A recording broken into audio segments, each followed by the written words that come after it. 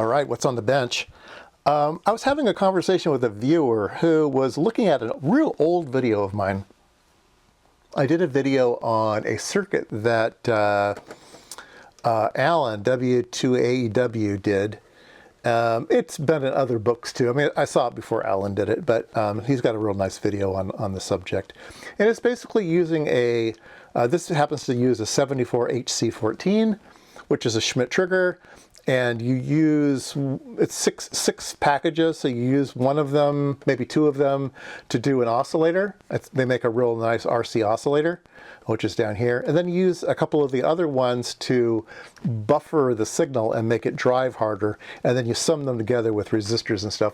I'm going to put a link down below of my old video, and that will explain everything. And I think there's a link to Alan's video in that description as well. So anyway, he was looking at this, and he said, you know, your oscilloscope was too slow. And I knew at the time it was. I think it was 100 megahertz oscilloscope. Maybe it was faster, but I think it was 100 megahertz oscilloscope. And then I upgraded to a 350, and then I upgraded to a 1 gigahertz, and now I've just upgraded to a 50 gigahertz scope.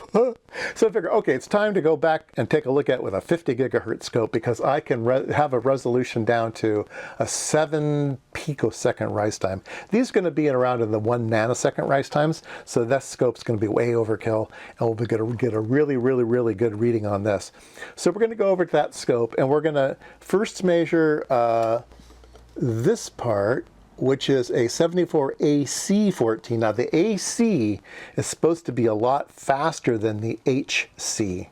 So we'll measure the AC part, and then we'll measure the HC part. And this one should be faster, this one should be slower. And we'll see what the results really are. Okay, I have my, my DCA out, and I have the board down here. It's just hanging below, but it's all hooked up. I found that I did have to add a ground wire to it. That's what this one here is, to make sure that everything is grounded correctly. That reduced the jitter noise. This one's supposed to be the fast one, right? This is the AC part. So I'm putting in this square wave, and we can zoom in on the edge here. I've got averaging set to 5. And if I, let's see here, I've cleared display, which clears the statistics. Right now, we're running at about 1.56 nanoseconds, something like that, 1.5. It's going to vary around. It'll drop down to here. It's around 1.4. It is going pretty fast. This is an 80-20 rise time. Now it's going up again. So it does fluctuate back and forth a little bit, but I would give it a mean of maybe 1.4 to 1.5 nanosecond rise time, something like that. All right. You can make your judgment whether you think it's a little faster than that, but let's say 1.4 to 1.5. Let's go ahead and put the other part in here. Oh. Let's see here. Wait a minute. I gotta do something fancy here. Let's do something fancy. Let's see. Let's put this back in. Let's clear the display on that again. All right. Let's get it kind of centered here. I've already got this open. Let's do memory. Let's turn memory on, and we'll set up memory. I'm going to load. So right now the memory is set to the waveform itself. So now we disconnect it. It should stay there. Let's go ahead and remove the AC part, and I'm going to put in the HC part, and we'll see how much slower it is. So there we go. Let's put in the on power here, and our triggering got funny, so let's zoom back out.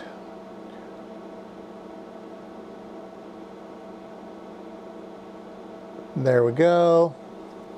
And you can see that the HC part is very well damped. It doesn't have that big ring on it.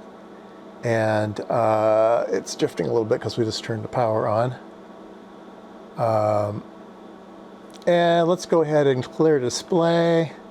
Look at its statistics. We're about 1.75. So we were somewhere between 1.4 to 1.5. Now we're at 1.75. Let's call the difference 1.4 to 1. The very, very largest I see is like 1.4 to 1.75. Not a huge difference you can see here between the two displays, partly due to that ringing. I mean, we can see that it is a little slower, but my golly, the HC parts weren't so bad for rise time. I think maybe for delay through the part, propagation delay and stuff, they might be better, but the rise times are quite good on the old HC parts. So yeah. Take a look at that. Can I make the signal a different color? Oh yeah, I can make it a different color here. Color. Let's make it. What color do you like? Let's make it green. Okay. There you go. Now we can see the difference between the two. Let me close my signal here. Move this one over. I mean, look at that. I mean, they're they're darn close. They are darn close. Let's drop this down, make it big. So yeah, I don't see that much difference between a AC part and an HC part. There you go.